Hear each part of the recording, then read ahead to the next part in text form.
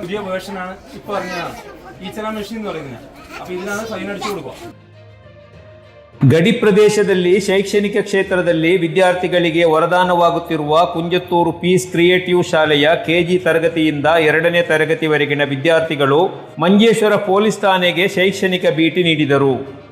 ಶಾಲಾ ಪ್ರಾಂಶುಪಾಲರಾದ ಅಬ್ದುಲ್ ಖಾದರ್ ಅವರ ನೇತೃತ್ವದಲ್ಲಿ ನಡೆದ ಈ ಪ್ರವಾಸವು ವಿದ್ಯಾರ್ಥಿಗಳಿಗೆ ಕಾನೂನು ವ್ಯವಸ್ಥೆಯ ಕುರಿತು ಪ್ರಾಥಮಿಕ ಅರಿವು ನೀಡುವ ಉದ್ದೇಶ ಹೊಂದಿತ್ತು. ಮಂಜೇಶ್ವರ ಠಾಣಾಧಿಕಾರಿ ಅನೂಪ್, ಎಸ್ಐ ರತೀಶ್ ಕೆಜಿ ವಿದ್ಯಾರ್ಥಿಗಳನ್ನು ಬರಮಾಡಿಕೊಂಡರು. ಪೊಲೀಸ್ ಸಿಬ್ಬಂದಿ ಬೈಜು ಕೆಸಿ ಹಾಗೂ ಜನಮೈತ್ರಿ ಪೊಲೀಸ್ ಅಧಿಕಾರಿ ಮಧು ವಿದ್ಯಾರ್ಥಿಗಳಿಗೆ ಮಾಹಿತಿ ನೀಡಿದರು. ಮಕ್ಕಳು ಪೊಲೀಸ್ ಅಧಿಕಾರಿಗಳೊಂದಿಗೆ ಸಂವಾದ ನಡೆಸಿ ಠಾಣೆಯ ಕಾರ್ಯವಿಧಾನಗಳ ಬಗ್ಗೆ ತಿಳಿಯಲು ಅವಕಾಶವಾಯಿತು. ಅವರಿಗೆ ಕಾನೂನು, ಸಂಚಾರ ನಿಯಮಗಳು ಹಾಗೂ ಪೊಲೀಸ್ ಠಾಣೆಯ ಕರ್ತವ್ಯಗಳ ಬಗ್ಗೆ ವಿವರಿಸಲಾಯಿತು. ಮಂಜೇಶ್ವರ ಠಾಣೆಯ ಪೊಲೀಸರ ಸಮರ್ಪಿತ ಸ್ಪಂದನೆ ಮತ್ತು ಮಕ್ಕಳೊಂದಿಗೆ ಮಾಡಿದ ಸಮಾಲೋಚನೆ ಪ್ರೇರಣಾದಾಯಕವಾಗಿತ್ತು.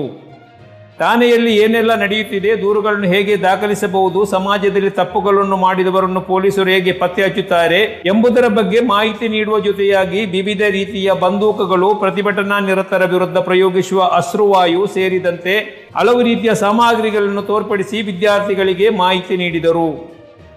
ಈ ಶೈಕ್ಷಣಿಕ ಪ್ರವಾಸದ ಮೂಲಕ ವಿದ್ಯಾರ್ಥಿಗಳು ಕಾನೂನು ಮತ್ತು ಪೊಲೀಸ್ ಇಲಾಖೆಯ ಮಹತ್ವವನ್ನು ಚೆನ್ನಾಗಿ ಅರಿತುಕೊಂಡರು. ಮಕ್ಕಳ ಹುಚ್ಚು ಪ್ರಶ್ನೆಗಳಿಗೆ ಪೊಲೀಸರು ಅತ್ಯಂತ ಸಂತೋಷದಿಂದ ಉತ್ತರಿಸಿ ಸಾರ್ವಜನಿಕ ಸೇವೆಯ ಮಹತ್ವವನ್ನು ವಿವರಿಸಿದರು.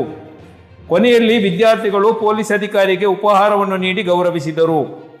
ಈ ಸಂದರ್ಭ ಶಾಲಾ ಕೋಆರ್ಡಿನೇಟರ್ಗಳು, ಅಧ್ಯಾಪಕರುಗಳು ವಿದ್ಯಾರ್ಥಿಗಳನ್ನು ನಿಯಂತ್ರಿಸಿದರು.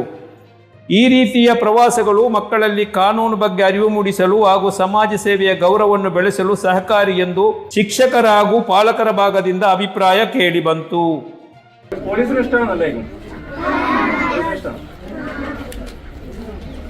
സ്റ്റേഷൻ എന്തിനാണ് ഒരു പോലീസ് സ്റ്റേഷൻ? എന്തിനാണ് നമുക്ക് എന്തിനാണ് പോലീസ് സ്റ്റേഷൻ?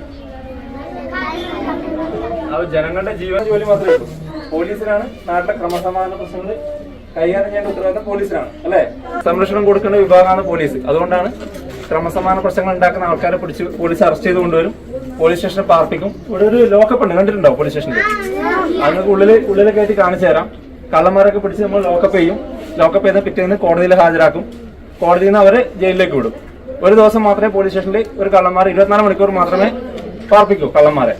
അതിന് ഉള്ളിൽ കയറി കാണിച്ചു തരാം. പിന്നെ പോലീസ് സ്റ്റേഷനിൽ നടക്കുന്നതെന്ന് വെച്ചാൽ കേസ് രജിസ്റ്റർ ചെയ്യാണ്. വണ്ടിക്കൊക്കെ ഫൈൻ അടക്കുന്നുണ്ടല്ലോ പോലീസ്. അപ്പം കുറ്റകൃത്യം നടക്കുന്ന വാഹനങ്ങൾക്ക് റോഡ് സൈഡിൽ നിന്നിട്ട് പോലീസ് ഫൈൻ ഈടാക്കും. അങ്ങനെ ഫൈൻ ഈടാക്കി ആൾക്കാരെ കൊണ്ട് പൈസ, ചെറിയ കേസിനൊക്കെ ഫൈൻ അടപ്പിക്കും.